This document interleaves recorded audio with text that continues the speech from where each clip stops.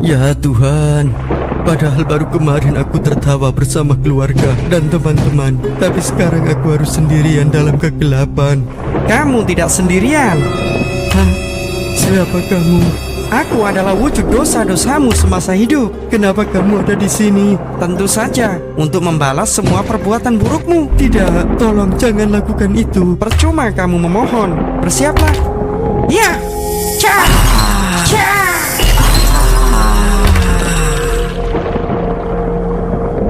Bapak, tidak terasa engkau telah pergi meninggalkanku.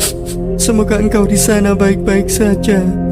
Tidak ada yang bisa kuberikan selain mengirimkan doa yang terbaik untukmu. Bismillahirrahmanirrahim. Yasin wal Qur'anil Hakim. Berdirilah. Tidak, aku tidak mau. Baiklah, jika kamu memaksaku. Ya. Tunggu. Mengapa kau menghalangiku? Aku membawakan hadiah yang dikirimkan oleh anaknya. Apa itu? Bacaan surah Yasin disertai tahlil dan doa-doa kebaikan untuknya. Lantas kenapa? Berhentilah sejenak. Biarkanlah dia mendengar ayat-ayat Allah dan menikmati doa-doa anaknya. Baiklah, tapi aku tetap akan kembali nanti. Bersyukurlah karena bacaan surah dan doa-doa yang dikirimkan anakmu, kini kamu mendapat keringanan hukumanmu. Terima kasih ya Allah. Nikmati waktumu sebelum dosa-dosamu kembali menghukummu. Baik. Dengar semuanya, anakku mengirimkan bacaan surah Yasin. Dia juga membacakan tahlil dan doa-doa kebaikan lainnya. Semoga kalian bisa menikmatinya. Terima kasih anakku. Barang siapa yang mengunjungi makam seseorang dan membacakan surah Yasin, maka pada hari itu Allah meringankan siksa kubur mereka dan diberikannya kebaikan bagi sejumlah penghuni kubur di pekuburan itu. Wallahi jamaah sekalian, yang bersama Al-Quran tidak akan merugi. Berkah rizkinya, berkah umurnya, terjamin kebahagiaan. Allah subhanahu wa ta'ala hanya minta satu: berkenan bersama Al-Quran di dunia. Apa yang kita dapat? Apa yang akan dibalas?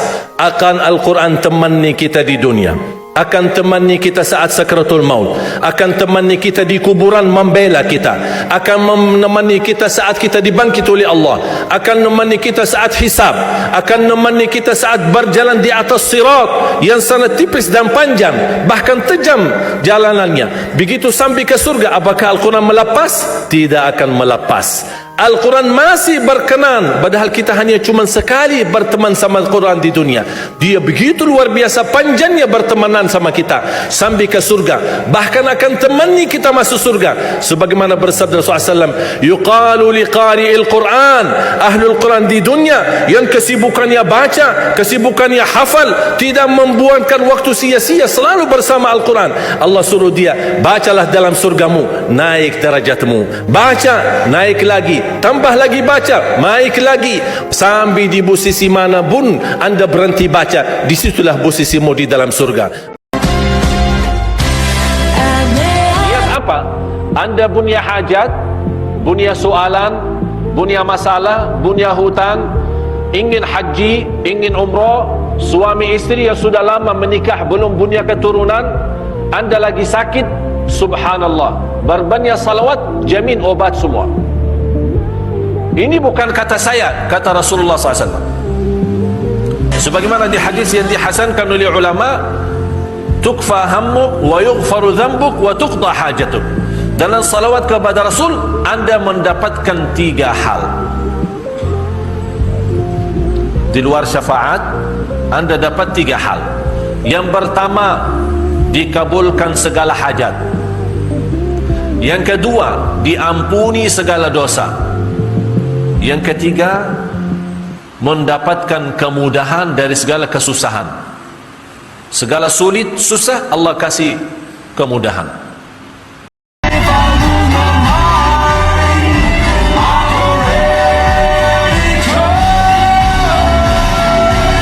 Mereka berteriak-teriak di dalam api neraka. Mereka mengatakan akhrijna minha, ya Allah keluarkan kami dari neraka ya Allah, kami akan beramal soleh tidak seperti yang kami amalkan dahulu ya Allah.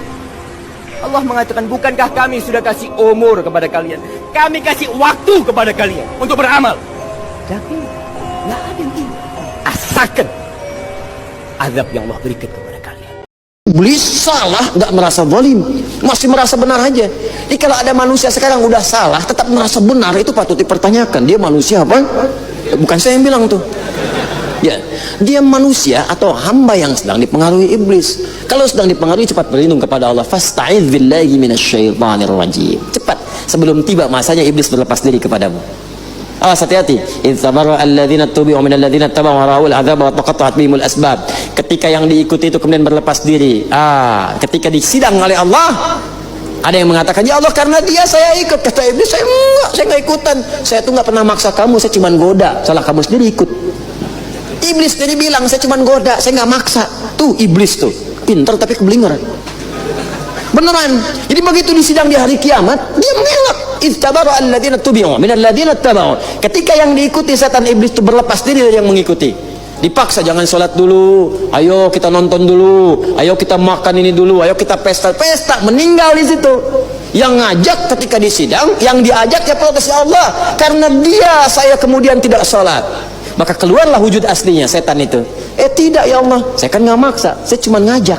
Salah dia ikut.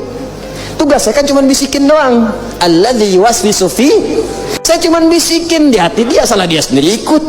Tuh, mau jawab apa coba? Iblis tuh begitu. Langsung tolak aja seketika. Jadi kalau saya dulu dari kecil tuh begitu, di pesantren ada bisikan-bisikan, iblis kamu akan menang. Gituin aja. Kenikmatan iman, manisnya iman. Salah satunya adalah ketika kita merasa lebih dekat dengan Allah Subhanahu wa Ta'ala, dan kecintaan kita kepada Allah dan tuntunan sunnah Rasulnya itu lebih daripada sebelumnya. Jadi ketika Allah sudah jadi prioritas dalam diri kita, maka di situ Anda akan dapatkan di antara kenikmatan dan manisnya iman. Baik, jadi yang pertama, syukuri dulu ini. Dan cara bersyukur tidak sekedar mengucapkan Alhamdulillah. Saya sering katakan kepada Anda, syukur itu adalah ungkapan yang membutuhkan konsistensi dan komitmen kita. Dalam bahasa bebasnya, syukur itu ungkapan terima kasih atas nikmat yang diberikan oleh Allah kepada kita, dengan cara menggunakan nikmat itu sesuai dengan peruntukan yang Allah tetapkan. Misal, Anda diberikan nikmat sehat mata, Anda ingin mensyukuri nikmat mata, tidak cukup dengan Alhamdulillah, tapi gunakan mata ini sesuai dengan fungsi yang telah Allah tetapkan. Saya pernah membaca sebuah hadis, Ustadz, yang mengatakan bahwa setiap muslim itu pasti masuk surga selama dia tidak musyrik. Pertanyaan saya, kalaupun seorang muslim ini ibadahnya biasa-biasa saja, itu masuk surga dan pintu yang mana, Ustaz? Terima kasih. Apakah setiap muslim itu berpeluang masuk surga? Betul. Jika masih ada iman dalam dirinya, itu terdapat dalam hadis riwayat Al-Bukhari, Kitabul Iman, bab yang pertama, kitab yang pertama, nomor hadis dari 8 sampai dengan hadis ke-10. Paling kiri di pertengahan posisi di kitab ini. Jadi di Kitabul Iman ada 57 hadis. Di antara babnya menyampaikan, perhatikan kalimatnya, setiap orang beriman itu akan masuk surga sepanjang ada kadar iman dalam dirinya, walau kana bimithli dzarrah, walaupun kadar iman itu kecil masih ada dalam dirinya. Bahkan hadis lain mengatakan kalau dia masih mampu mengucapkan la ilaha illallah di akhir hayati, di akhir hidupnya, dakhalal jannah, masuk surga. Nah, hadis terusannya saya katakan tadi sampai hadis nomor 10, hadis terusannya, kalaupun dia bermaksiat selama hidupnya, maka kemudian maksiat dengan dosa itu akan ditimbang. Detailnya bisa dilihat di hadis Muslim nomor hadis 5611, riwayat sahabat Abu Hurairah radhiyallahu taala anhu. Jadi kurang lebih demikian. Muslim ini beriman, kemudian dia beramal soleh, contohnya sholat, dia puasa, dan seterusnya. Dia juga beramal salah. Maaf, dia gibah, dia senang mencela, dia berselisih, dan seterusnya. Maka pahala amal soleh ini akan ditutupkan kepada amal salah. Ada orang sholat, setelah sholat mencela orang lain, maka pahala sholatnya diberikan kepada yang dicela otomatis. Tapi kalau sedang dicela nggak usah marah, itu transfer pahala otomatis. Anda sedang digandakan pahala, jadi nggak usah mengeluh. Anda diberikan pahala, kenapa Anda kemudian bersedih? Dan yang paling aneh, dikembalikan lagi pahalanya dengan balas mencela, gitu kan? Ya, dan gak usah pasang status. Dicela orang pasang status, aku sedang dapat pahala, dia dapat dosa. Gak usah, balik tuh. Nah, yang jadi masalah kemudian ada orang yang pahalanya banyak tapi hancur oleh amal salahnya. Habis. Fa in faniyat hasanatu, kalau habis kemudian bekal kebaikannya, tersisa keburukannya, maka ditimpakanlah keburukan orang itu kepada dia, faturiha finnar, dilemparkan ke neraka. Maka disebut orang muflis, orang yang bangkrut, gak punya modal lagi untuk amal solehnya. Nah, orang ini akan nanti, mampir dulu ke neraka untuk membersihkan kadar dosa titipan akhirnya. Setelah bersih semuanya di hadis Al-Bukhari, maka diambil dia dalam keadaan gosong, baru dimasukkan ke surga. Saat masuk surga, dia sudah tidak ingat lagi dengan siksa neraka. Saking nikmatnya surga. Tapi jangan bercita-cita seperti itu. Yang penting ke surga, tidak ya. Karena neraka itu